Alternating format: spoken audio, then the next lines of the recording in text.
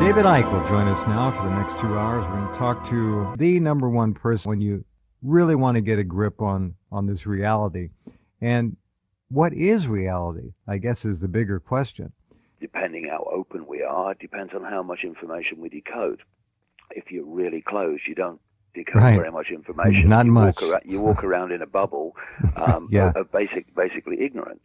A zombie bubble. Mm-hmm. Yeah, and that's what, of course, if we really get into the foundation of the conspiracy, it's holding people in a state of closed down awareness, closed down consciousness, to the point where they are actually accessing a tiny, tiny fraction of the information available. And when you start to understand this, then the way society is structured, the way the education system works, the way the media works, et cetera, becomes an open book.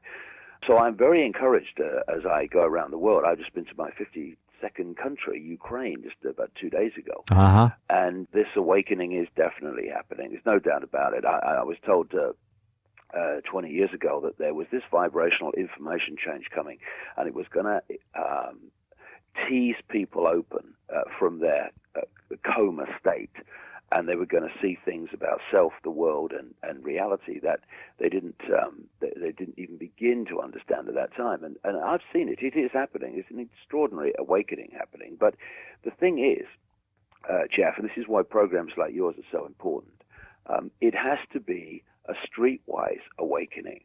And what we're seeing, for instance, in the Middle East is a reaction against oppression. But if it's not done with an understanding of how the game works, my goodness me, we've seen this so often. Indeed, we've seen it in Ukraine, the place I've just come from. Yeah. Had a revolution in 2004 and removed a man called Viktor Yanukovych, who was the president for vote rigging and election rigging.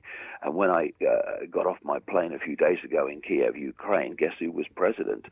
Viktor Yanukovych, the man they threw out in the Orange Revolution in 2004. So it has to be a streetwise awakening. And what we're seeing in the Middle East, of course, like I say, is this reaction against oppression, this reaction against violent imposition of tyrannies. But if people don't understand how the game works, at the end of the revolution, quote revolution, the same people are in control under different names. It loops right back around. Yeah, exactly. Yeah. Now, the idea of revolution here in the Western Zionist media in Egypt was just anointed with a deluge of adoration and hope and all the hyperbole of BS that we are used to seeing. Yeah. That's not to demean or discount in any way the fact that Egyptians were sincere. They do want change. All peoples yearn for one thing, and that's freedom. No question. This particular movement, to my way of thinking, had little or no cohesion, very little obvious leadership, and clearly had a number of hidden hands manipulating it and playing games with it. And what do the Egyptians have when the day is done? Nothing has even had to loop back around them because they're still stuck with the same corrupt, evil, rendition-oriented Suleiman, who is a torture murderer. They have the same army. They've got the same mechanism. They're right back where they were. Well, that's the thing. Revolutions can only be judged in terms of their effectiveness when you see what the situation is after the revolution. Like I've just given a wonderful example in Ukraine. That's amazing. They've now got the president that they threw out in the Orange Revolution, you know. You're absolutely right in terms of Egypt. The question is this: at what point did Hillary Clinton and Barack Obama and the State Department and the Pentagon, at what point did they have this visionary dream which communicated to them from the great beyond that actually supporting a vicious tyrant called Mubarak and paying for his army to the tune of $1.5 billion a year, second only to the military aid given to Israel, at what point did they have this amazing dream where God appeared to them and said, no, no, Hillary, no, Barack, you've got it wrong. You must give the people freedom. I mean, at what point did this happen? Because they're saying people must have freedom and all that stuff. Well, you've just been paying these people $1.5 billion a year to pay for the army, which has oppressed them, and suddenly now you're changing that. The reason is very simple. They've moved to another stage of the agenda. And that stage, which I've talked about over the years, was coming, is to create mayhem in the Middle East. There's no question in my mind that they want a major global conflict to come out of the Middle East. This is why, I've been saying, and I know you have too over the years, that all this stuff about Israel and as a homeland for Jewish people and all that stuff, there's no one on this planet that has been scammed, lied to, manipulated, and set up more than Jewish people. Because the idea, and this famous letter from Albert Pike, the Freemasonic god from America, about the 3 world wars. Some people say it's not true and all the rest of it. Whatever. Whoever wrote that letter, Albert Pike or anybody, was a prophet then, because he talked about 2 world wars, describing the ones we've had, and then he described the 3rd one, which was going to come out of the Middle East with the Arab countries, the Muslim countries, played off against Israel to, quote, mutually destroy each other. And we're now seeing the movement to create mayhem and upheaval in the Middle East, because, of course, manipulating harmony, manipulating a status quo where everything's kind of in harmony and working is very difficult. Manipulating chaos, manipulating conflict and upheaval, piece of cake. And that's what we're seeing in classic Illuminati fashion. Instead of going into countries with tanks like Iraq and Afghanistan, where you can see actually that this force is imposing its will on this country, they just get the people to do it for them, and they just make sure that at the end of it, the same force is in control. And you're absolutely right. We've got this guy, General Tantawi now, who's running Egypt. He is a lifelong friend of Mubarak and has been his military enforcer for something like a quarter of a century, and he's now in control. They've cleared the square, and they're saying we'll maybe have elections in 6 months or more. When people like Mohammed El-Baradi, a George Soros international jet setter, crisis group frontman, is waiting to put himself forward to be the next president. So nothing has changed. There's no revolution in Egypt. There is the perception of revolution, and that's very different. That's all there is. For those of you who don't know anything about Albert Pike, David, we have time tonight. I thought I might just read this Third World War piece and get you to comment on that. Good one. The Third World War must be fomented by taking advantage of the differences caused by the agentur of the Illuminati between the political Zionists and the leaders of the Islamic world. The war must be conducted in such a way that Islam, the modern Arabic world, the Muslim world, and political Zionism, the State of Israel, mutually destroy each other. Meanwhile, other nations, once more divided on this issue, will be constrained to fight to the point of complete physical, moral, spiritual, and economic exhaustion.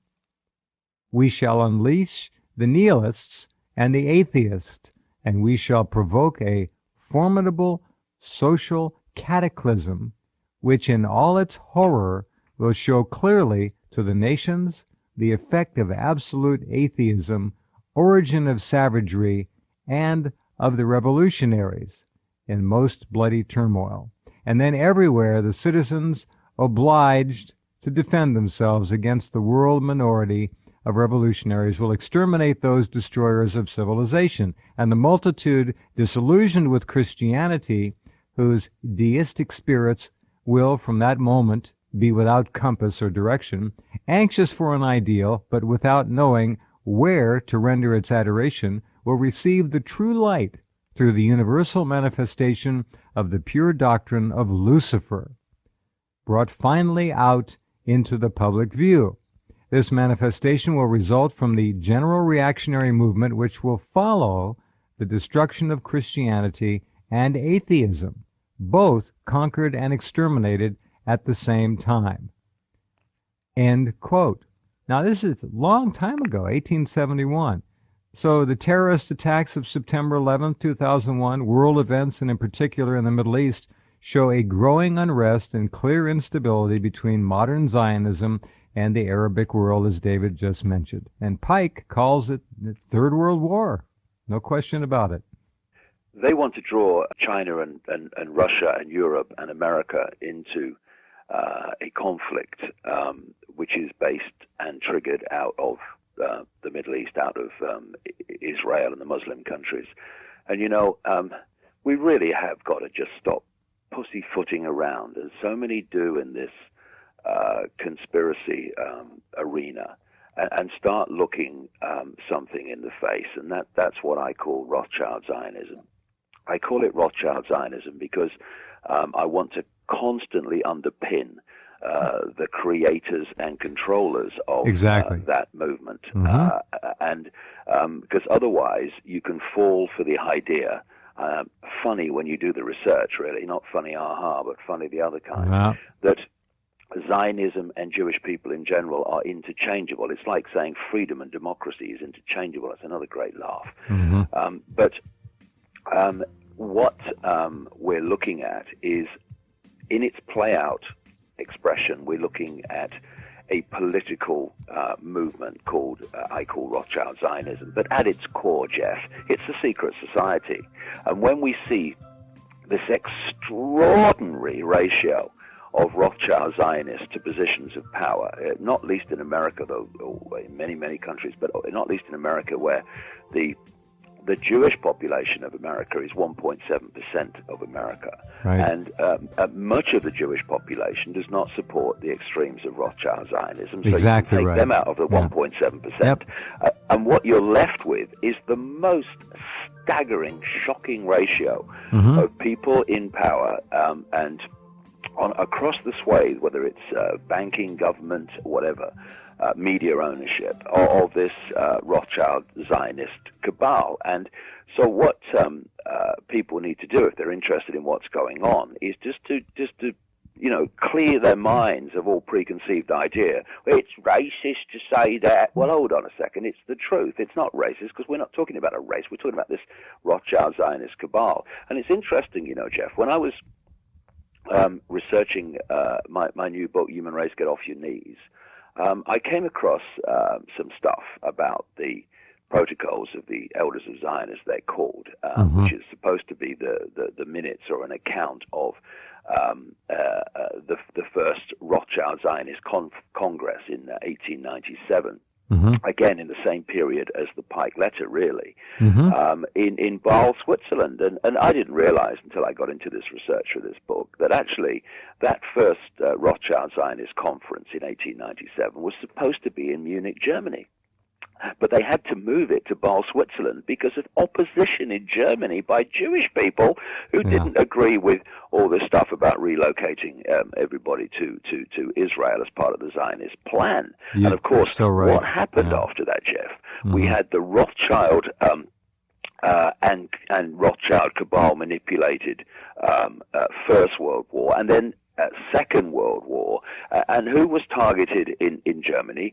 Jewish people, which brought about by consequences and what followed the very thing that the Jewish people in large numbers were opposed to in the latter part of the 19th century, so much so they had to move the Zionist Congress to another country.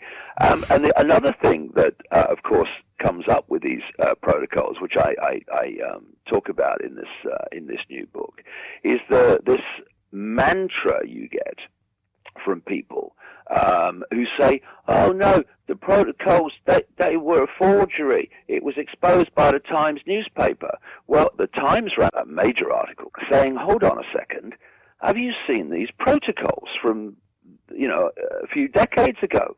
They're telling the story of what's happened in the world and what's happening, what's going on. And then a year later, there was a series of articles in the Times newspaper, the same one, that were rubbishing the idea. They said, oh, no, they found a man who knows that they were all a forgery, a fake.